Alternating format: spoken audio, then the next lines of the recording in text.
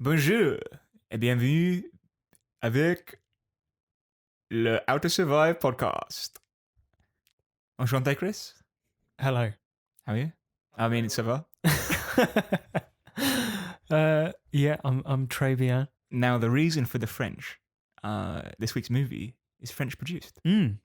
Yes, it is. The movie's Revenge, or Rwenge in some territories.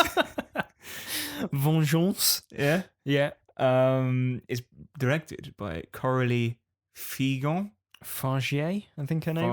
Fargeat. If we've got any French listeners, please get in touch with her. How to pronounce the name of the director of this film. Yeah, which will be far too late. Yeah.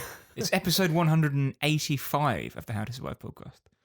And it's the second in our season on French extremism / revenge movies. Yes. And what better way to celebrate revenge season than with a movie called Revenge? Yeah. It's from 2017-18. I think depending on whether you look at the award release. Yeah, like festival release. Yeah, exactly. Or yeah. But if you want to watch it and you haven't already, you'll find it on Amazon. If you stream through Shudder, then it's probably free. I think it was one of the first Shudder produced films. Yeah. I'm always cloudy on how these things happen because it's called a Shudder original, but then you don't know whether or not that's like a Netflix original where they've sort of bought the finished movie for distribution. So, yeah. Is Shudder like owned by Amazon? I never understood this. I think it's like Mubi or those other sort of channels that stream through Amazon Prime Video. All very confusing. Not like this week's movie, which is very simple. It basically is. A woman wants revenge. We'll find out what she wants revenge for after a quick recap of the plot, which will explain why she wants revenge. Yeah. But fair warning to any listeners that there's going to be spoilers ahead. There are. Just a warning as well. The movie is probably best called a rape revenge movie. So there's discussions of rape. The one depicted in the film, and we have to talk about it generally. And so, just a warning: if that's the sort of thing you don't want to hear, maybe tune in next week instead for Murderers on Campus. We'll talk about what we liked and what we didn't like, any critical theory, and also how we would survive if we found ourselves living in the film. Without further ado, here's a trailer which may or may not reveal that the movie is in French, because I think they'll probably hide that fact from a English-speaking audience. Here's a trailer with zero dialogue.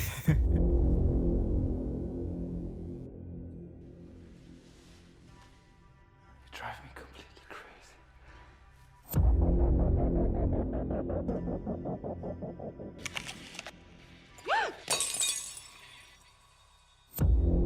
Stan Dimitri, my associates. Hi.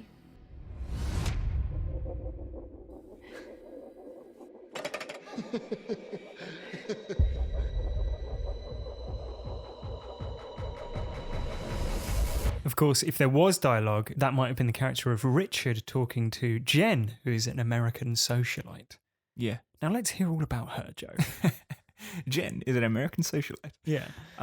So I didn't write a recap of this movie because it's so straightforward. You're going to do it off the cuff? Off the cuff. Go on. Feel free to jump in with colour commentary.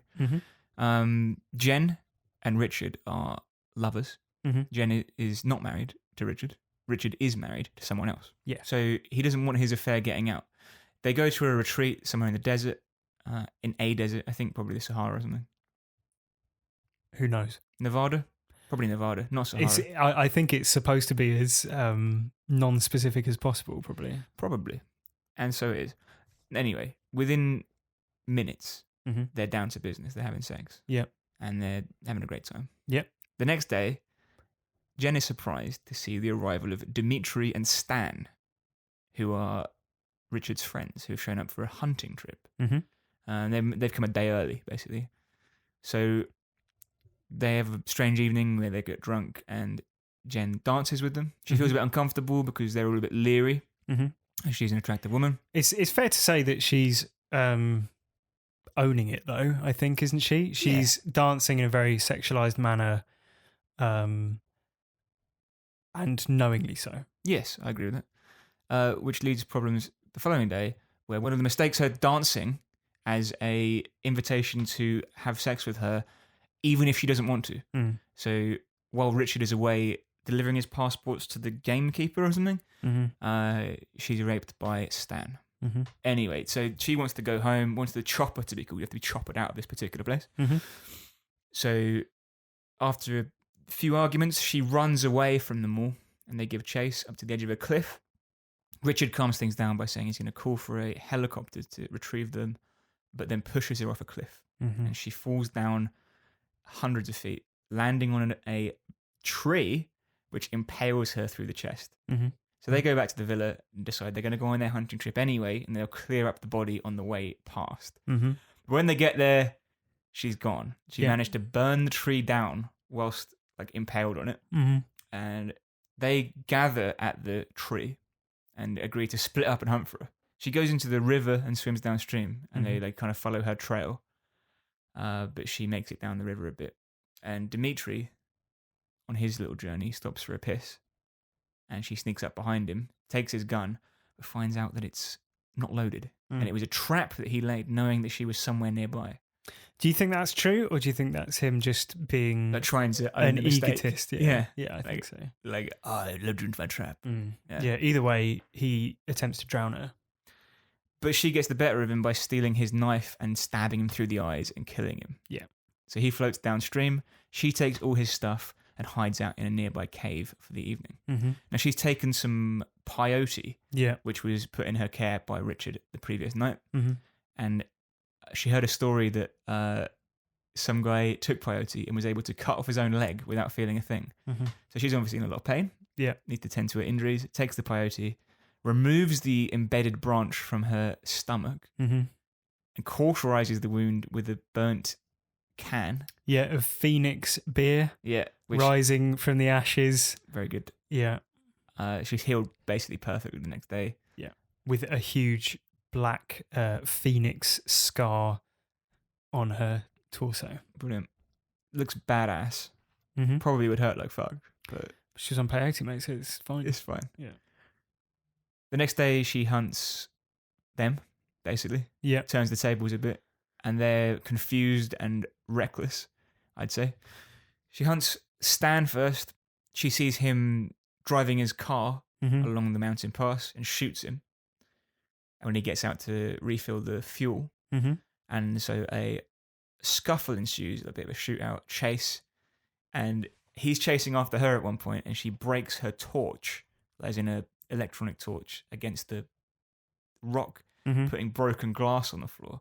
He's taken off his sock to make a tourniquet for his shoulder, and basically steps on the glass, and it's the most brutal scene you'll ever see of someone trying to gouge a piece of glass out of their foot. It's like inexplicably about 4 feet inside his foot.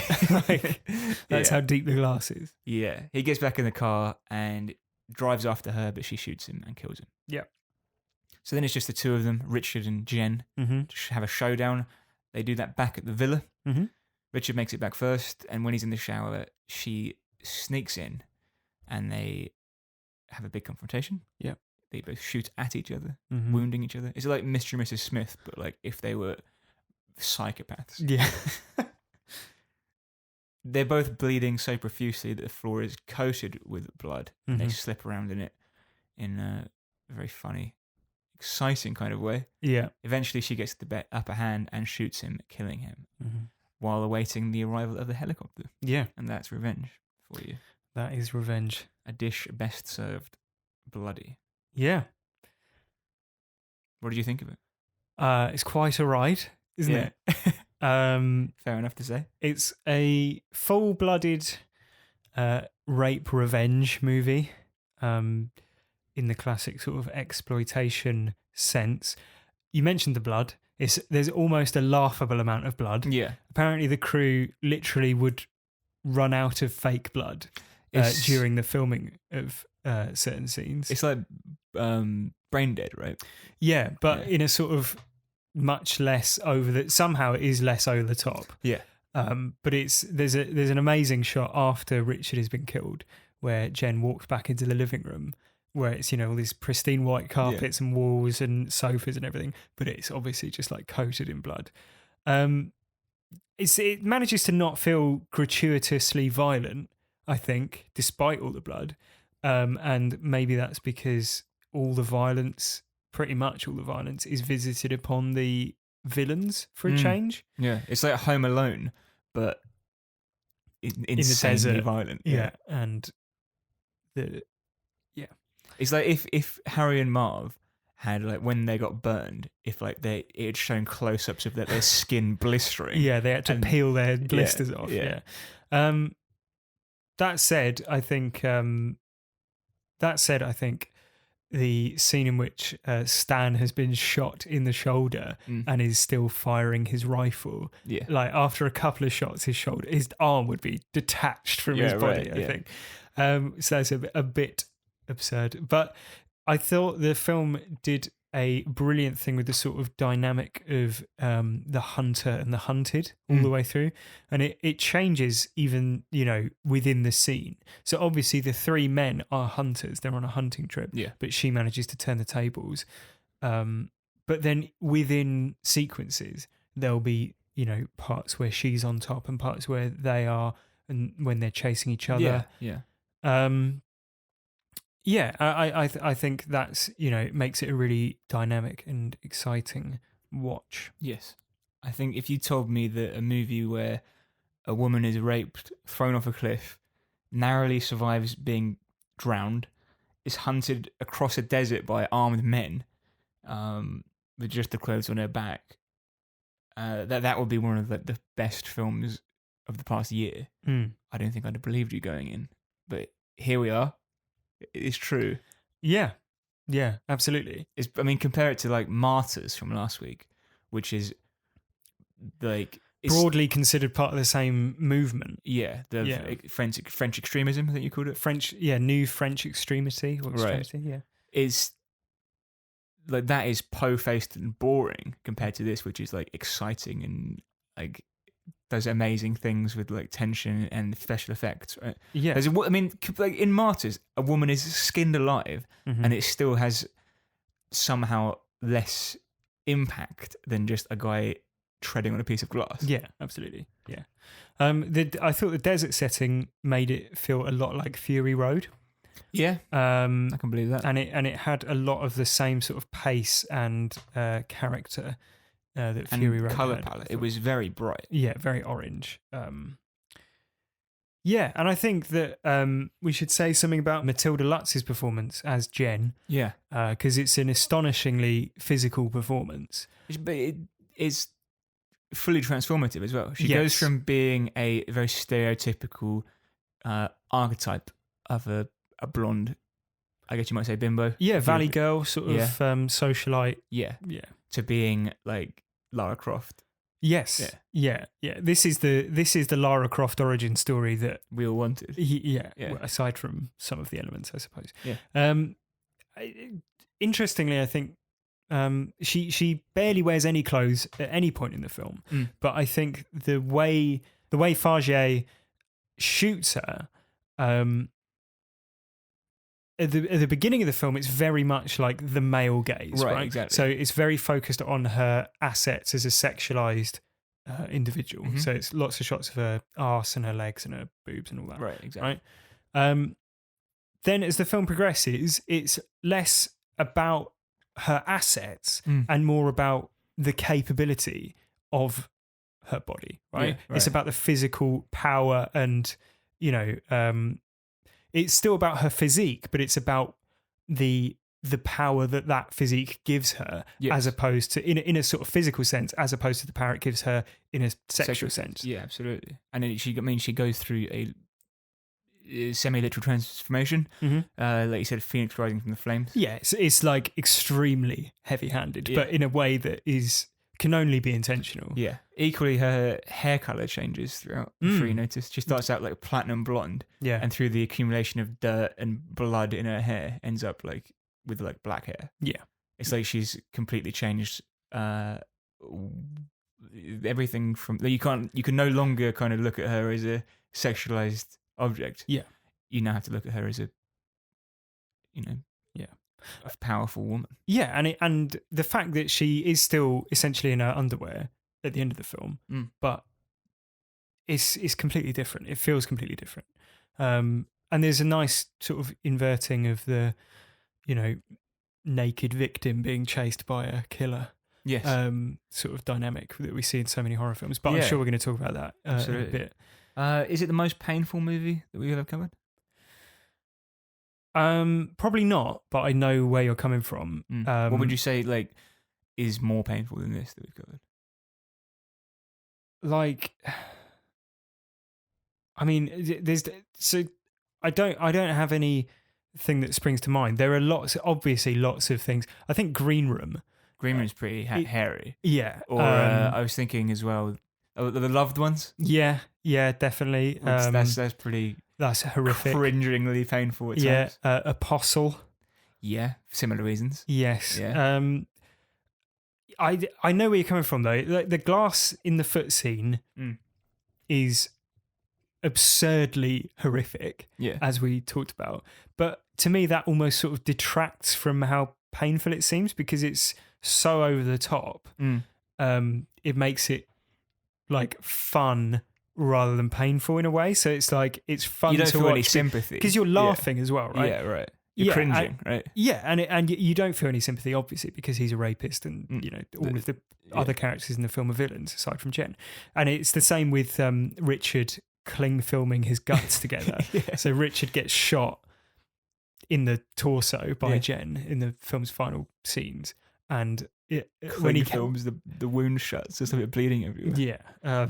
I mean, we get an impalement and a subsequent upside down struggle with a spiked branch through the abdomen. Yeah. That's pretty unpleasant. Removal of the said branch and cauterization of the wound without anaesthetic. Yeah, well, I think that's probably the most graphic scene for me because she sort of cuts around the branch in order to get it out. But I think what's interesting about that is that it's actually characterized by a lack of pain, right?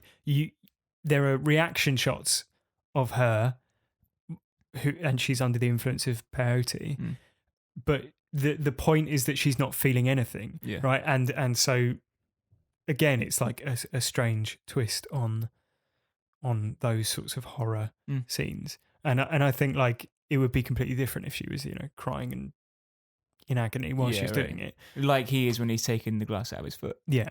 But it's more like something from Mandy, or like it has that sort of same over the top thing, and it's followed up by just a mental dream sequence. Right, I forgot about that. That's like 4 consecutive dream wake up and it's a dream. Well, she wakes all up, of which end with her getting her head blown up, by Richard. Yeah, no, that scene in Drive. Yeah. She keeps waking up from dreams, and then there's another dream. There's also one where she runs out of the cave and turns into a bald eagle, and is just like flying through the desert. That's fine. It's like, or like, if not turning into it, then she like is seeing what the eagle is seeing. Like, it's just crazy. It's mental. That's peyote for you, though. Yeah. And if we haven't made it clear, there is just so much blood. They ran out of blood, and that's an amazing fact because there's so much of it. Yeah. So they were like, "Oh, we need more. We've run out. We could have used more." Yeah. Is it the best example of feminist action that we've seen? Do you think? And by feminist action, I don't mean like suffrage movement. I mean like. You don't mean affirmative action. No, exactly. Feminism in an action movie. Well, do you think it's an action movie or is it a rape exploitation movie? Because if it's not the latter, then why do you think it isn't that? I guess there's no shots of her like free soloing up the side of the cliff. What is in?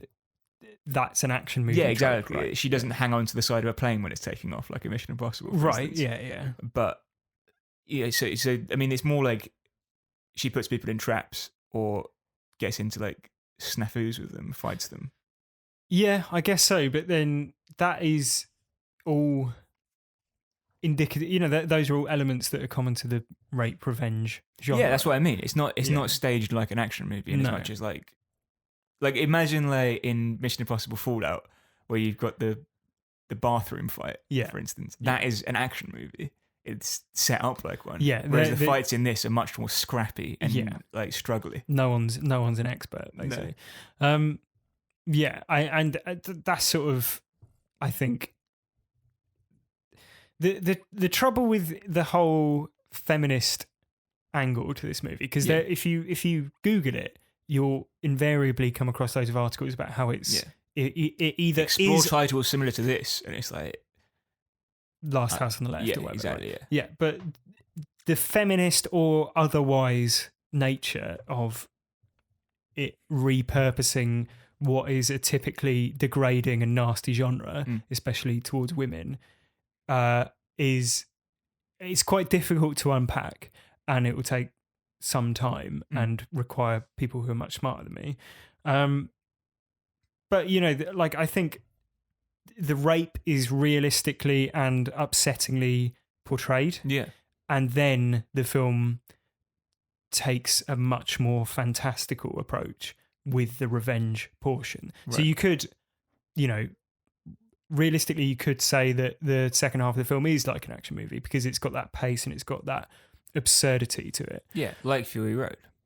Yeah, exactly. In fact, it's structurally it's quite similar to Fury Road in that they go out to a point in the desert and then return. Come back, yeah. But Anne Bilson in The Guardian wrote about whether or not this constitutes a feminist retelling of the rape revenge story. And she said, Farget abandons realism in favour of mythic fantasy, archetype and superhuman endurance. By concentrating less on the rape and more on the revenge, the filmmaker delivers a rape revenge movie that is actually fun to watch, which sort of ties into what you were saying about Martyrs being a sadistic or masochistic horror movie, I guess, exactly. in that most rape revenge movies are sadistic and masochistic in that you watch them to watch suffering and then endure violence. And I guess like for something like I Spit on Your Grave or something like that, the message is more like, don't rape people because they might come back and kill you. Yeah. Rather, this is more like, here's what to do when you've been raped. Yeah, I guess so. But also it's just like if you're a superwoman. Yeah, well, exactly. Yeah. Like this isn't instructional, I don't think. No. Bilson continues, the vengeful rape victims of male directors remain objects of the male gaze even while they're getting medieval on their rapists' asses. Revenge, by asking us to look at Jennifer's ordeal through her own eyes, replaces the male gaze with the female one. So you're familiar, I assume, with the idea of the male gaze, right? So like a camera, typically, if it's showing a woman, is showing a... because of the nature of the film industry, it is often showing the male gaze. The characters are male, the actors are male, the directors are male, cameramans are male. Yeah. Think of a hip-hop video or a Michael Bay film. Yeah. Right? And close-ups of bums were then completely unnecessary, basically. Right, exactly. And if you think of the difference between how Michael Bay shoots Megan Fox compared to how Karen Kusama shoots Megan Fox in a film like Jennifer's Body, they're very different, even though they, in a broad sense, still show Megan Fox as a sexual being, sexual object, right? The thing is, though, I'm not sure. Like, I'm not an expert at all on rape revenge movies because I avoid them because I don't want to watch them. You find them unpleasant. Yeah. As I'm sure most people do or should do. But don't most rape revenge movies show the ordeal through the victim's eyes anyway? Do you know what I mean? Like, I don't know. I'm not sure. I'm not sure the idea is necessarily a revelatory one. I'm not sure revenge is necessarily doing anything. I think you don't necessarily. I think that I haven't seen many. From what I have seen, they tend to depict, naked breasts or make it look like... I mean, you see more than you do in Revenge. In Revenge, it's kind of shot from outside and obscure angles, and you don't see it, but you understand what's happening. Yeah. And that kind of makes it more upsetting. It doesn't sexualize it. I mean, at the end of the day, rape isn't a sex act, it's a violent act. Yes. And I think some rape revenge movies confuse that fact and focus on like the sexual elements. Right? Yeah. Do you see what I mean? Yeah, absolutely. But I think it's hard to make that distinction because obviously, it's a film where a rape still happens. And, yes, exactly. But it happens outside. You hear the sounds of it, and that's upsetting. Yeah. But you don't necessarily see like the the movements involved in it. Right. If you know what I mean. And you don't see the nudity, you don't see Exactly. the things that it doesn't have the cinematic language of a sex scene. That's exactly right. That's the best way to put it. Yeah. Where other rape revenge movies, I think, do. Yeah. Or can do. Yeah. The question I'm trying to get to, I guess, is there is a reputation around revenge that it is somehow a feminist reimagining of the rape revenge genre. Yeah. Okay.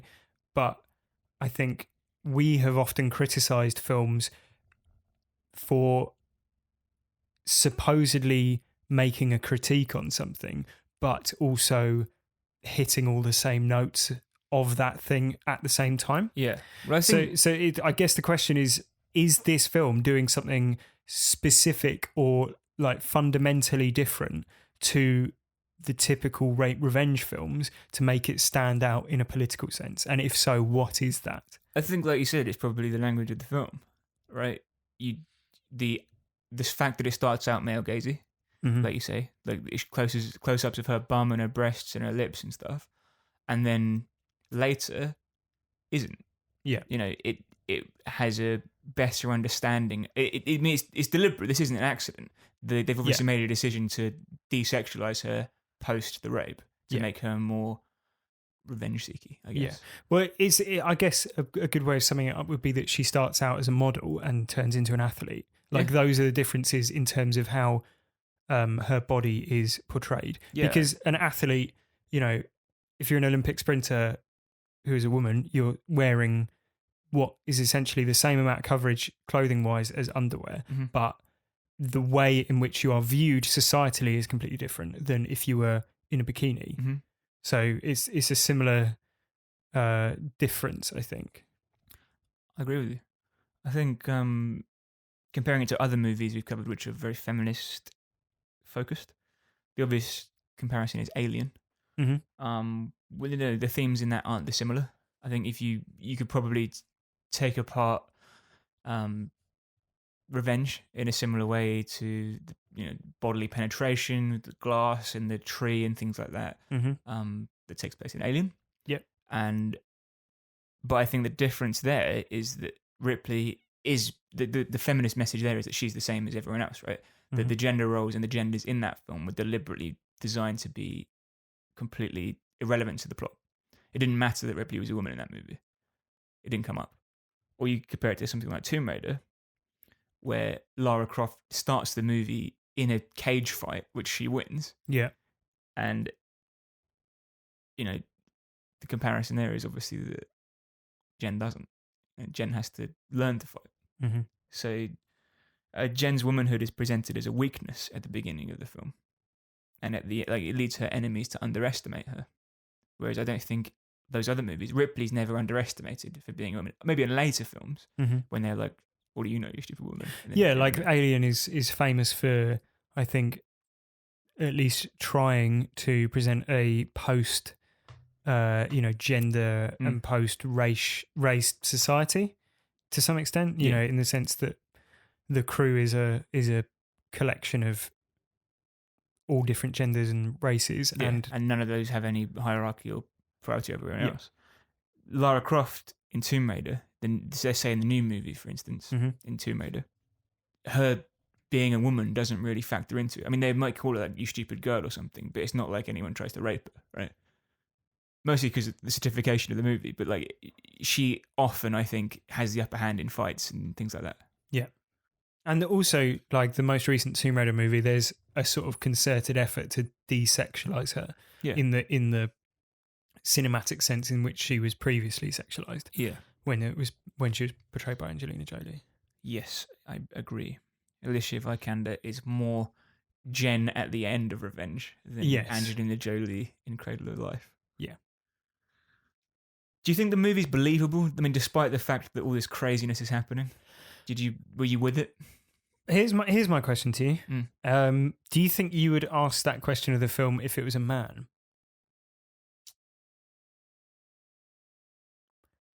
Like, do people ask that question of other endurance films like The Revenant or 127 Hours? I'd say it's more like Crank than those movies.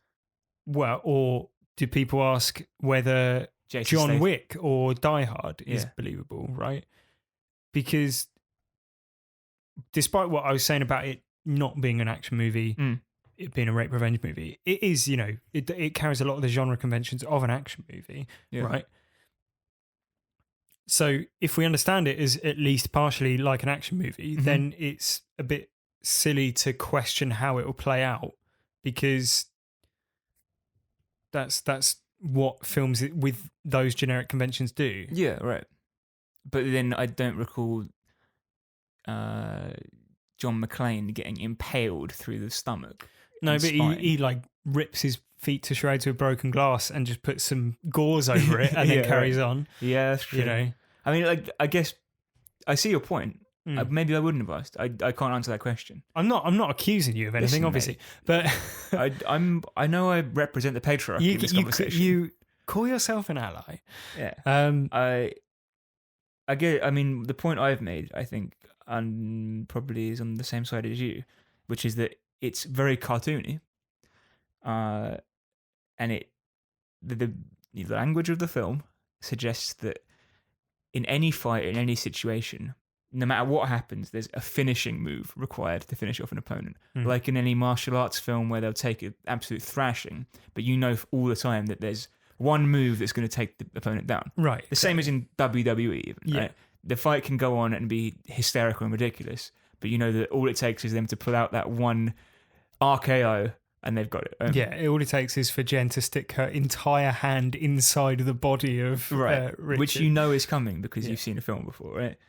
But above that is compellingly acted, so that you can look past the glaring medical mistakes, like she had her spine severed, but she's still running around. Like you said, it was through her side, wasn't it? I don't know. You know what I mean? Yeah.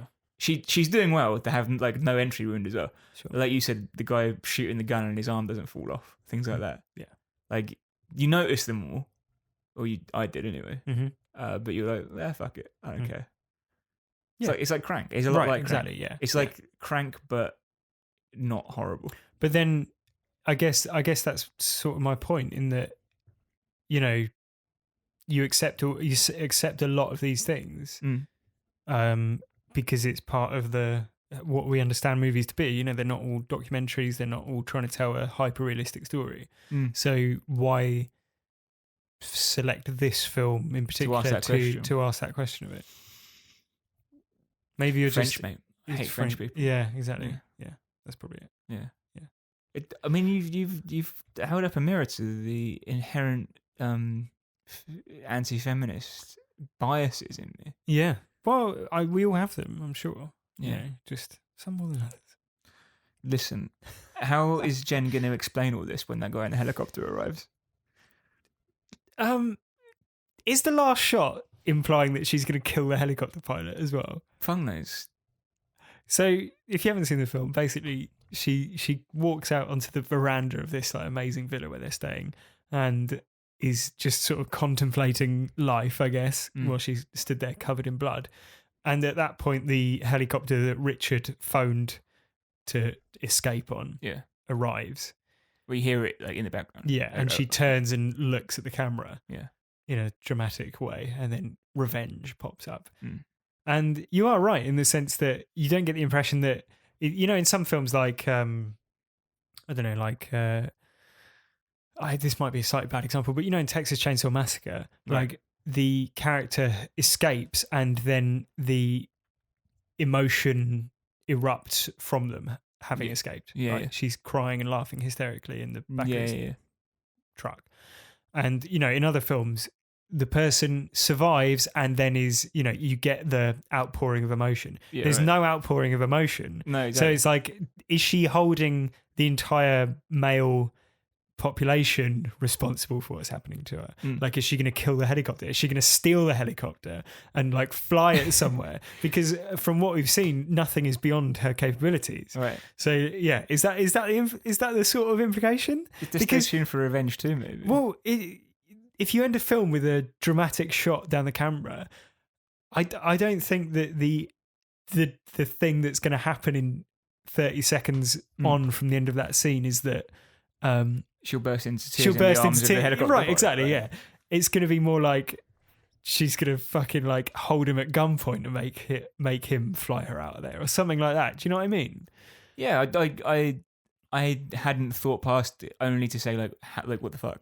Yeah, no, Like, you're he's right. gonna land and be like, wait a minute, there's a lot of blood here. I think We've run out of blood, is what he's gonna say. I would imagine that the forensic evidence would back up her version of events. Yeah.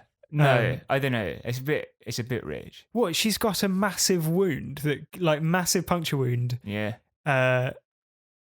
Like no one's going to believe that she cauterized half of her abdomen for no reason. No, true. With a beer can. But I guess here's the question that underpins it.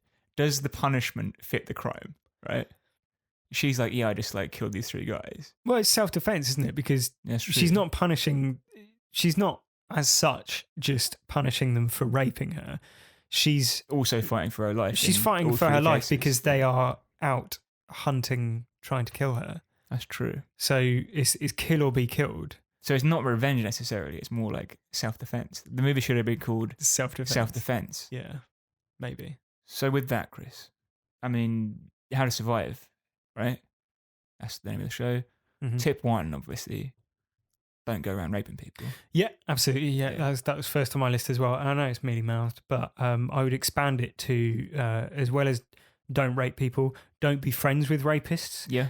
Don't protect rapists. Yeah, that's true. So if a friend of yours has raped someone, don't try and pay off the victim. Is raping someone at the time? Yeah. Like, if you walk in on them raping someone, don't be like, I'm just going to go for a swim. And turn the volume up. Yeah. On the TV so I don't have to hear her screams of anguish. And don't be a murderer. Don't attempt to murder people. Yeah. To protect your reputation. Yeah. And yeah, I mean, all these things. Don't be a cunt is the rule. Yeah, I know this is mealy-mouthed, but it's relatively straightforward and also good advice for life, I feel. You'd survive the movie. You'd survive generally. If Richard had come home to discover that Stan had raped her and had responded by calling the police, beating Stan into submission, and carrying Jen to safety, to the relevant people who can help her. He wouldn't be dead. Stan wouldn't be dead. Dimitri wouldn't be dead. Dimitri might go to prison. Stan definitely would go to prison. Yeah. Appropriate stuff. And Richard would be a hero. You know? Yeah, aside from the fact that he had taken a, woman in her 20s to his villa. That's true. In the desert. I mean, maybe not a hero. Yeah. Yeah. I don't know, like how much if you said to your wife, listen, I've been having an affair, but on the plus side, I didn't try and murder her when my friend raped her. Yeah. Like, where does that leave you on the sort of good bad guy balance? I think she would she'd understand. Yeah. It might take I'd have to buy her a bunch of flowers. Yeah. Smooth things over a bit. Jesus. Oh mate. Anything else from you? So I mean, we've established don't rape people. Yeah. That's clear. However, it's good. It's good advice. If you do rape people, right? So in theory, right? Forget it, right? You know what? Stan, don't rape people. Yeah. I'm glad he's dead. Good. After all that. Yeah, same. I was trying to build a case for him to be like, hey, maybe if you're gonna do it, approach it in a way where you can answer for your crimes or whatever. Yeah, but like, he's never gonna do it, is he? No. And I'm glad he's dead. Good riddance to bad rubbish. Yeah. It's a notable trope that it keeps popping up again and again. These guys need to cut the villain shit out, don't they? Both Dimitri and Richard have Jen in their grasp, literally. Yeah. And they're wanking themselves off, basically, for a lack of a better term. They're talking about how shit Jen is and how great they are. Yeah. And how could she ever think that she could outsmart them. Yeah, or outfight them or whatever. And in both instances, Jen outsmarts them and outpowers them and kills them both. This is obviously a famous thing, the villain monologuing when he or she could just kill the hero. They are both guilty of doing that. Stan not so much because he's driving his Jeep at 40 miles an hour. Yeah. But they all end up dead. And once again, that's fine. Good. I'm glad they're dead. All right. Final tip for the baddies there. Mm-hmm. Just go back to the villa. Because why drive around the desert looking for her? Because she'll die of exposure fairly soon. She has nothing with her. Yeah, that's true. I guess they want to clean up their mess, don't they? Yeah, but like she'll die and get eaten by vultures. Well, yes, but initially, at least, she's like out in the open, running distance from a holiday home. Yeah, with a mortal wound. Yeah, well, she's going to die, but I don't think they want anyone finding her body either. I guess they said she just fell off the cliff, and the rest is history. Like, I don't think it would stand up in court, would it? There's not much you can say about this film. She kills the guys, and we're all happy about it. It was a good film. It was an enjoyable film because they died. I think we covered how to survive in the first tip. Yeah, really. If you do the things that they do in this film, you got it coming. Yeah. So there you go, mate. Mm-hmm. Strayed into almost apologising for the rapists there. Yeah, but avoided it. Cut that out. Yeah. The difficult one to talk about. In terms of survival. Yeah, because you desperately don't want the victims to survive. So yeah, what can you say? Yeah. Do you think it's their fault that they die? Yeah. Victim blaming. Great. Well done, Chris. So there we go. That's the podcast for you. Yeah. How to Survive is the name of it. Yeah. If you want to get in touch with How to Survive, the email address is howtosurviveshow@gmail.com. The Twitter handle is @howtosurvivepod. And yeah, you can get in touch. You can suggest films. You can leave comments for us. Yeah. We have a few emails, but if you want to hear your emails, listen next week. Because I suspect that we're going to have low downloads on a French rape revenge movie. Yes. And therefore people won't hear their own emails. Yeah, whereas next week's film should have a few more people interested, I think. It's a Hungarian rape revenge movie. No, next week it is Happy Death Day, the film from 2017, I think. I think so, yeah. Or maybe last year, I can't remember. Directed by Christopher Landon. Yeah. Blumhouse movie. Yeah, but don't let that put you off because it's actually really quite good. It's very good. So look forward to that next week. Yeah. Happy Death Day. There's a secret mystery reason we're covering that film, and all will become clear next week. But until that point, goodbye.